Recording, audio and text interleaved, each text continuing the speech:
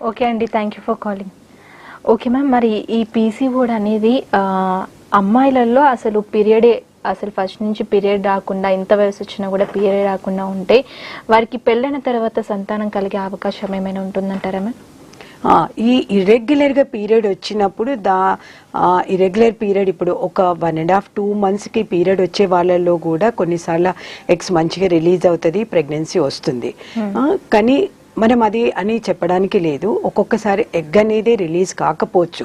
అసలు ఇప్పుడు ఈ పీసీఓడి తేటి ప్రెగ్నెన్సీ ప్రాబ్లం ఎందుకు వస్తుంది అంటే ఇప్పుడు ఈ హార్మోనల్ ఇంబ్యాలెన్స్ అనమాట. ఈ పీసీఓస్లో ఎల్హెచ్ అన్న హార్మోను ఎక్కువ ఉంటుంది.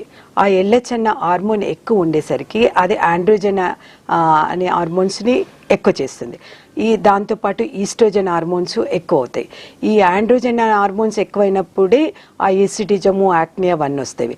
ఈస్ట్రోజన్ అన్న హార్మోన్ ఎక్కువ రిలీజ్ అయిపోయినప్పుడు అది దాంతో ఎగ్స్ రిలీజ్ కాదనమాట. ఎందుకు కాదు అంటే ఈస్ట్రోజన్ ఎక్కువ ఉన్నప్పుడు ఎఫ్ఎస్హెచ్ అన్న హార్మోన్ తక్కువ ఉంటుంది. ఆ ఎఫ్ఎస్హెచ్ అన్న హార్మోన్ నార్మల్గా మంచిగా రిలీజ్ అయినప్పుడే అది ఎగ్ ప్రొడక్షన్కి హెల్ప్ చేస్తుంది. ఇక్కడ ఎఫ్ఎస్హెచ్ హార్మోన్ తగ్గిపోతుంది, ఈస్ట్రోజన్ అన్న హార్మోన్ ఎక్కువైతుంది. అప్పుడు ప్రొజెస్ట్రాన్ హార్మోను డిక్రీజ్ అవుతుంది. ఏదైతే ఎక్కువ ఉంటుందో దానికి ఆపోజిట్ హార్మోన్స్ డిక్రీజ్ అయిపోతాయి. అందుకని తినకి ఎగ్స్ రిలీజ్ కాకపోవచ్చు. ఎగ్ రిలీజ్ కాకపోయే వరకల్లా వాళ్ళకి ప్రెగ్నెన్సీ వచ్చే ఛాన్సెస్ తగ్గిపోతుంటవి. అది ఎంతవరకు అంటే ఇంకా రాదా మాకు ఎగ్ ఎప్పటికీ రిలీజ్ కాదా నార్మల్గా అంటే తనకు కనుక ఈ హార్మోన్స్ని మనం బ్యాలెన్స్ చేయకపోతే తనకు ఎగ్స్ రిలీజ్ అయ్యే అవకాశం లేకపోతే ప్రెగ్నెన్సీ రాదు. కాబట్టి వాళ్ళు రెగ్యులర్గా ఇప్పుడు మ్యారేజ్ అయిన తర్వాత ఎవరికి మరీ యంగేజ్లో మ్యారేజ్ కావట్లేదు కాబట్టి అప్రాక్సిమేట్గా 25 to 30 years లేదా 22 yearsకి అవుతుంది. మ్యారేజ్ అయిన తర్వాత వాళ్ళు ఇద్దరు వైఫ్ అండ్ హస్బెండ్ ఒకే దగ్గర ఉన్నారు, 6 monthsలో వాళ్ళకి ప్రెగ్నెన్సీ రాలేదు అంటే ఇష్యూస్ తెలుసుకోవాలి. ఎందుకు ప్రెగ్నెన్సీ రాలేదు, నార్మల్గా వాళ్ళకి ఇర్రెగ్యులర్గా పీరియడ్స్ ఉన్నవి అంటే ఎగ్ రిలీజ్ అవ్వట్లేదా, లేదా రిలీజ్ అయిన టైంలో వాళ్ళకి అంటే స్పర్మ్ పోవట్లేదు, కలిసి ఉండట్లేదా, రెండింటిని డిఫరెన్షియేట్ చేసుకోవాల్సి వస్తుంది వాళ్ళు. కాబట్టి వాళ్ళు డాక్టర్ని కన్సల్ట్ చేస్తే కానీ వాళ్ళకు ఉన్న ప్రాబ్లమ్ని అయితే చెప్పలేము. 100% రాదు అనేది ఎప్పుడు ఉండదు. పీసీఓడి ఏది ఉన్నా కూడా ప్రెగ్నెన్సీ రాదు అనే భయాన్ని పోగొట్టుకోండి. కాకపోతే ట్రీట్మెంట్ మాత్రం అవసరం అవుతుంది, న్యాచురల్గా రాకపోవచ్చు. కొన్నిసార్లు అంటే మినిమల్ ఎఫెక్ట్స్ ఉన్నాయనుకో వాళ్ళకి పీసీఓడి, వాళ్ళ డైట్ చేంజెస్ తోటి, ఎక్సర్సైజ్ తోటి కూడా నార్మల్గా ఎగ్ రిలీజ్ అయిపోవచ్చు. అలా అన్ని చేసినా కూడా వాళ్ళకి ప్రెగ్నెన్సీ రాలేదు అంటే ఫస్ట్ చూసుకోవాల్సింది ఎగ్స్ ఫామ్ అవుతున్నాయా లేదా, రిలీజ్ అవుతున్నాయా లేదా చూసుకోవాలి.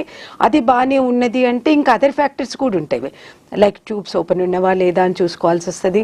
హస్బెండ్ ఇది కూడా బాగున్నారా లేదా, స్పర్మ్ కౌంట్ అవన్నీ కూడా చూసుకోవాల్సి వస్తుంది. ఇదొక్కటే అని చెప్పలేము, బట్ ముందు మాత్రము ఫస్ట్ చూసుకోవాల్సింది ఇది వాళ్ళు. అయితే మరి మందులతో పీసీఓడి ప్రాబ్లం అనేది తప్పకుండా తగ్గించుకోవచ్చు. ఎందుకంటే ఇవన్నీ నేను చెప్పాను కదా, హార్మోన్స్. ఒక హార్మోన్ ఎక్కువ ఉన్నది అంటే దాన్ని తగ్గించడానికి మెడిసిన్ ఇస్తాము. ఇప్పుడు ఒక యంగ్ అమ్మాయి వచ్చింది, అన్మ్యారీడ్ అమ్మాయికి ఇప్పుడు ఆ symptoms only main problem is the irregular పీరియడే ఉంది. ఫస్ట్ ఇర్రెగ్యులర్ పీరియడ్ కూడా చాలా ఇది కాదు, 1.5 2 monthsకి కానీ రావట్లేదు అన్నప్పుడు వాళ్ళకి ఆ అమ్మాయికి కనుక ఎక్కువ పీసీఓఎస్ సిమ్టమ్స్ లేవు అన్నప్పుడు అమ్మాయికి డైట్ అది చెప్పి, ఎక్సర్సైజ్ చెప్పి ఫస్ట్ ఆ స్ట్రెస్ తగ్గించుకొని ట్రై చేయమని చెప్తాం వితౌట్ ఎనీ మెడిసిన్. అలా చేసినా కూడా ఒకవేళ అమ్మాయికి ఒక 3-4 cycles చూసినా కరెక్ట్ రావట్లేదు మేడం అన్నప్పుడు కొన్ని హార్మోన్ టెస్ట్లు చేపిస్తాము. ఓకే అంటే ఇప్పుడు ఈ హార్మోన్తో పాటు ఇప్పుడు ఎల్హెచ్ హార్మోన్ చెప్పాను కదా, ఎల్హెచ్ హార్మోన్ ఎక్కువ ఉంటుంది కాబట్టి ఎల్హెచ్ హార్మోన్ మనం టెస్ట్ చేసుకున్నామంటే డెఫినెట్గా ఎల్హెచ్ హార్మోన్ ఎక్కువ ఉంటే ఈస్ట్రోజన్ హార్మోన్ కూడా ఎక్కువ ఉంటుంది. దాంతోపాటు ఆండ్రోజన్స్ హార్మోన్స్ కూడా ఎక్కువ ఉంటాయి. అప్పుడు మెయిన్గా 3 టెస్ట్లనే చేసుకోమంటాం. ఒకటి ఎల్హెచ్ హార్మోను, అంటే దీంతో పాటు ఏంటంటే ఎల్హెచ్ హార్మోన్ అనేది కూడా మనకు యాంటిటరీ పిట్యూటరీ గ్లాండ్ అని బ్రెయిన్లో ఉంటుంది, అక్కడి నుంచి రిలీజ్ అవుతుంటుంది. కాబట్టి దాంతోపాటు థైరాయిడ్ కానీ, ప్రొలాక్టిన్ కానీ ఇంబ్యాలెన్స్ కూడా కావచ్చు. కాబట్టి వాళ్ళని మెయిన్గా ఫస్ట్ వచ్చినప్పుడు వాళ్ళకి రెగ్యులర్ పీరియడ్ ఒక 6 months డైట్ అండ్ ఎక్సర్సైజెస్ తోటి కూడా కావట్లేదు అన్నప్పుడు ఈ హార్మోన్స్ చెక్ చేస్తాము. ఏ హార్మోన్స్ LH హార్మోన్ చేస్తాము, టెస్టోస్టిరాన్ హార్మోన్ చేస్తాము, ప్రొలాక్టిన్ హార్మోన్ చేస్తాము, థైరాయిడ్ హార్మోన్స్ చెక్ చేస్తాము, ఒకసారి అల్ట్రాసౌండ్ చేయించి ఓవరీస్ కండిషన్ ఎలా ఉంది అని చూస్తాము.